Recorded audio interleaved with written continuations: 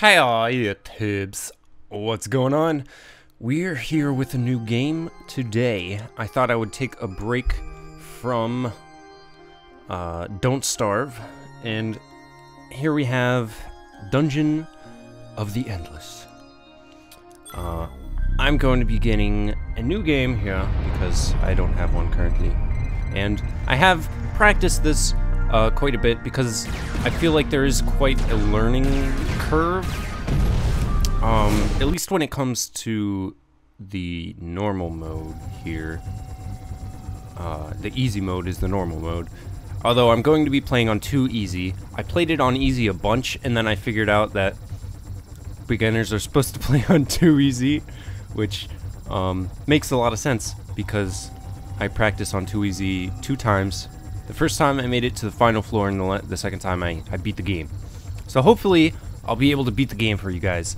But here is what's going on. We have the escape pod here, which is the default ship. We were shot out of the sky, out of the space, whatever. And now we're crash landing to a planet. And these are the different ships that you can play as. I've only unlocked this one because I beat the game once, and the default ship is default. There's nothing changed here. The Infirmary pod I have not used yet, which I'm going to use for this playthrough. Hopefully, probably. Not hopefully. Yes, I am going to. Why would I say that? Heroes have many more health points.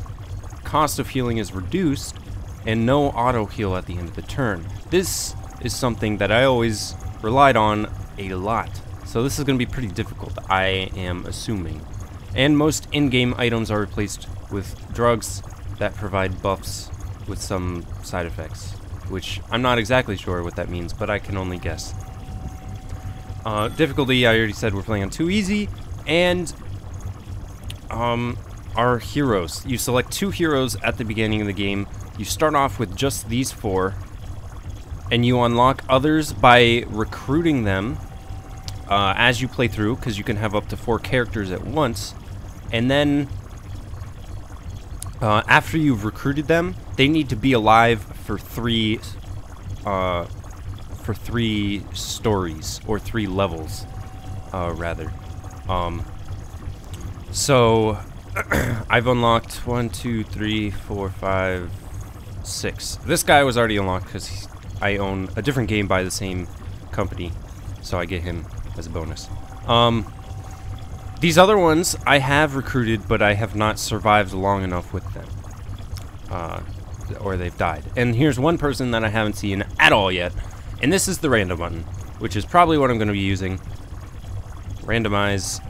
It's already on there. Let's go. Let's just hit start and let's see what we got. Let's see what we got. Here it is. We got shot out of the sky and we crash landed on this planet somewhere. Apparently the lore behind this is that the ship has all the things needed to start life on a new planet, like a new barren planet. So we've crash landed in, I guess the gimmick or the idea is that there's 12 different floors. We're on floor 1 right now, in the bottom right here. And there's 12 different floors to, I guess, this giant spaceship pod. And we're trying to work our way out and get to the surface of the planet. So we're at the bottom. Floor 1 is the bottom. And we're trying to go back up into the outer place. So here, let me explain the HUD a little bit in case you're unfamiliar with the game. These up here in the top right are the 2 heroes that we've been given. We've got Golgi and Ken. Now here are all of their stats that you can see. It looks like we've already been given some inventory in our backpack over here to equip them with. You can match up what item type it is by the little icon in the bottom left here. So these are device slots, and this is an armor slot, the little shirt icon. This guy carries guns, armor, and a device, which is the standard, a weapon, either a gun or a sword, armor, and 1 device. This person is unique in the fact that they don't have a weapon, they just fight with their fists. Here's a little biography. If you want to read them, pause it and read about the heroes here. Each hero also has active and passive skills. Right here, Golgi has Pack of Dogs. Attack power is boosted when they're near mates. So obviously this game was produced in Europe, I'm assuming. I don't want to be too obvious. Or maybe Australia, I guess. They say mates in Australia, maybe too. What is this? Got your back. Plus defense when grouped with others they trust. So, it seems like, pickpocket. Dust loot probability is plus 12%. That's good. That's good. Very good. Heal. This is an auto heal to heal a fool, but it costs 3 food to do that. And it's gonna be used a lot because we don't have any auto regen. Restore is to restore the active skills, and this guy has an active skill. Attack power plus 50 divided by the heroes in the room. So if he's by himself, he gets 50 attack power. If he's with one other person, he gets 25, so on and so forth. There's a cooldown, and you see a little door icon there. It's the same as this one down here. The cooldown is the number of turns, and 1 turn is opening a door, basically. Once I start getting into this, it'll be a little bit more obvious to see. Here's our inventory, our backpack, items saved, items lost when leaving the floor. So it looks like we gotta pick some of these to put on. Who is our fastest? This is something important. 43 and 37. So we probably want to give this to this guy. Probably gonna want to make you faster. That'll take away some attack power though. That's Let's hold off. Let's not put that on her just yet. Defense and minus attack power also. Ooh.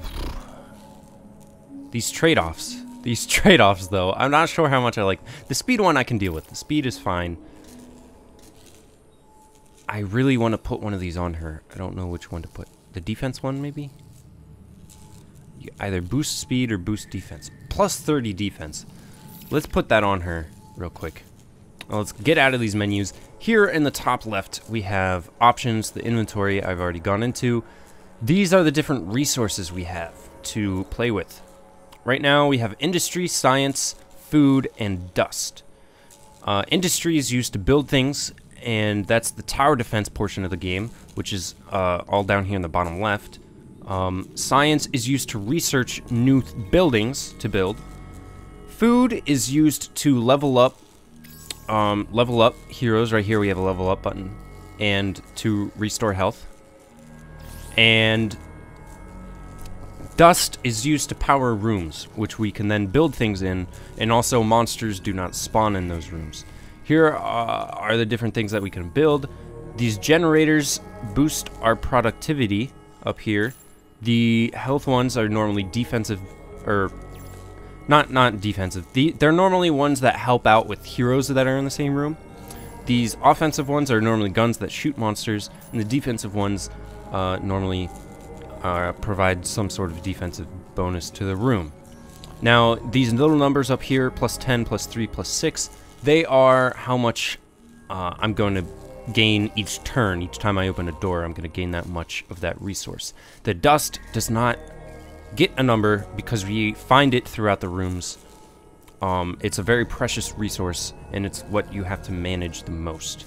So let's get in here and open this first door. Send both of our buddies in there. Here we found an item.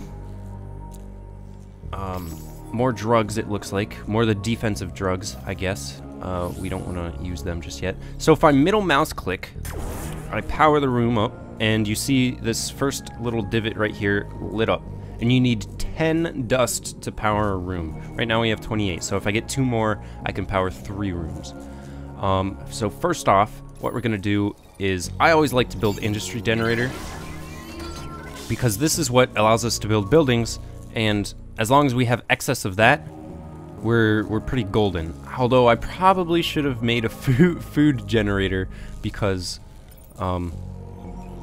they don't auto-regen at the end of the turn like they normally would, because I'm playing on a special ship.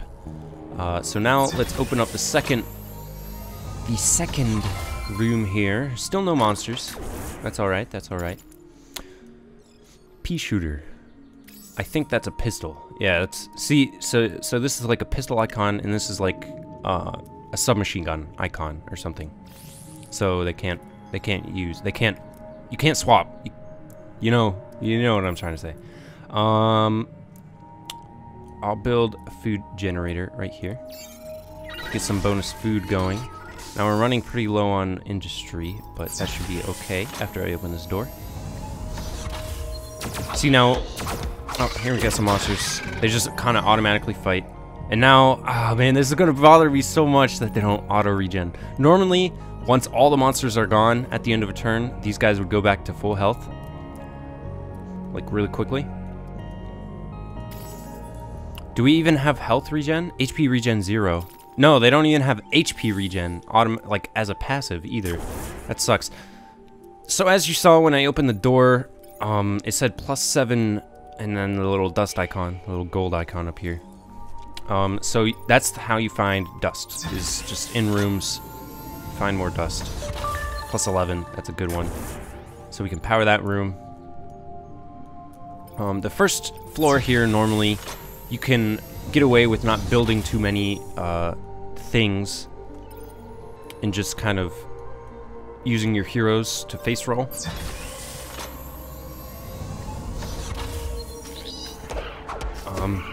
She'll be fine. Maybe I should send him in to help. Speed things up. So if a hero is in an unpowered room, it'll act like it's powered, in the fact that monsters won't spawn in there. Now if I open one of these doors, monsters could spawn in this room right now. But I could power this, send this guy over here.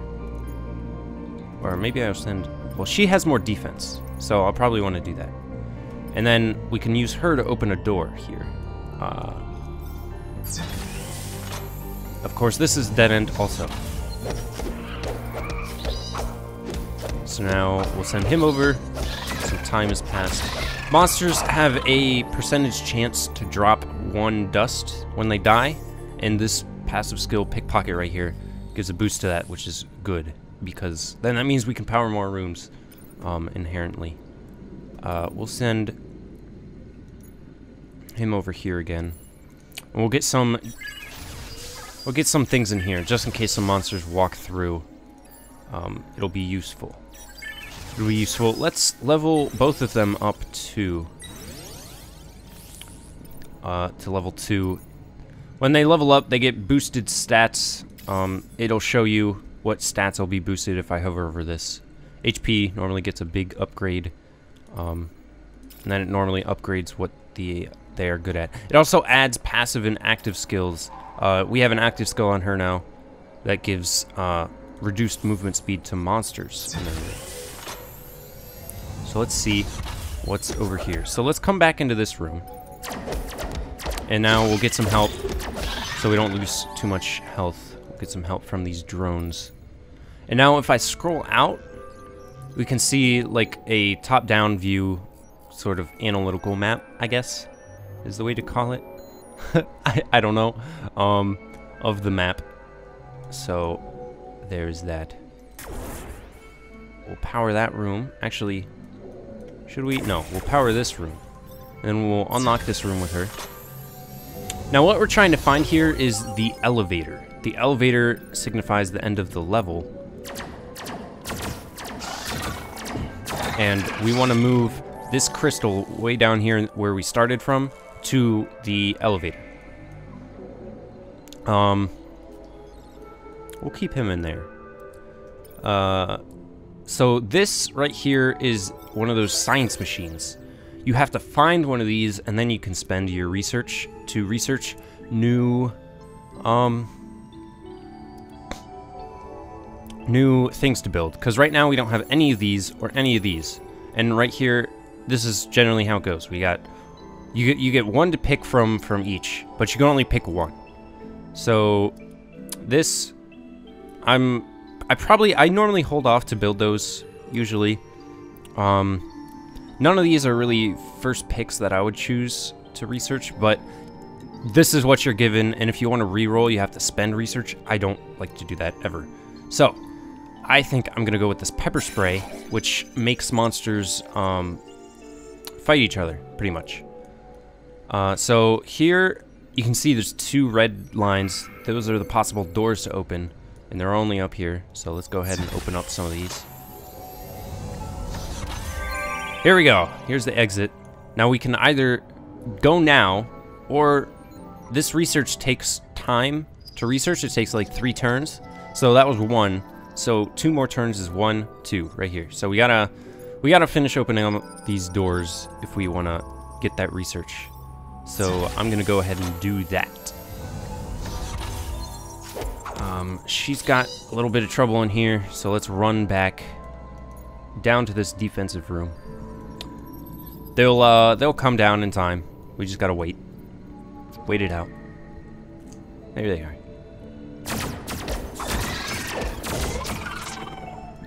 Now, right now, there's 2 kinds of monsters. There's those first wave that we saw kind of run into this room and die. There are monsters that go for the heroes. They attack people. And then there's that one crystal thing that was floating by itself that is another type of monster that goes straight for our generator. Our crystal generator down here. And if that gets damaged, you start to lose dust. And if you start to lose dust, you start to unpower more rooms, which means more monsters can spawn, which is bad. You don't want that to happen.